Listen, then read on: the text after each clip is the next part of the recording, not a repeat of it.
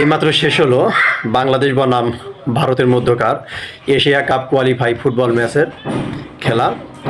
আপনারা ইতিমধ্যেই খেলার ফলাফল জেনে গেছেন, যেখানে বাংলাদেশ 0 ভারত 0, অর্থাৎ উভয় টিম 1-1 পয়েন্ট নিয়ে খেলা শেষ করেছেন।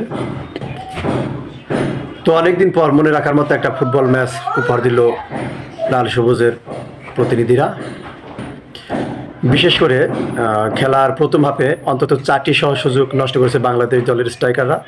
খেলার একদম শুরুতে, অর্থাৎ তখন মাত্র 15 সেকেন্ড খেলা, গোলপোস্ট ফাঁকা দিয়েও মোহাম্মদ জনি তিনি বল বারে রাখতে পারেনি, নাহলে খেলার 17 মিনিটে বাংলাদেশ 1-0 গোলে এগিয়ে যেতে পারত।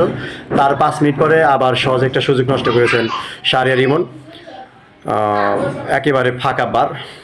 তো দুর্ভাগ্য বাংলাদেশের, দুর্ভাগ্য লাল সবুজের ফুটবল টিমের, দুর্ভাগ্য হামজা চৌধুরীদের।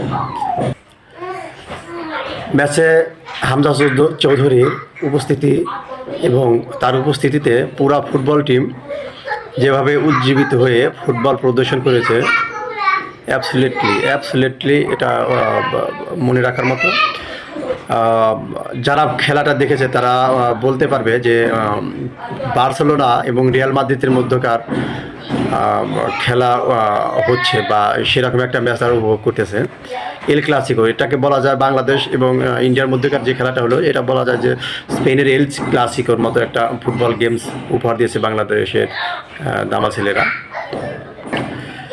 যেখানে 3 পয়েন্ট নিয়ে চলে আসতে পারত লাল সবুজের প্রতিনিধিরা। সেখানে খেলা ড্র করে শক্তিশালী ভারতের কাছ থেকে 1 পয়েন্ট ছিনিয়ে নিয়ে এসেছে, এবং ভারতের মাটিতে সেখান থেকে 1 পয়েন্ট নিয়ে আসাও কিন্তু কম কথা না।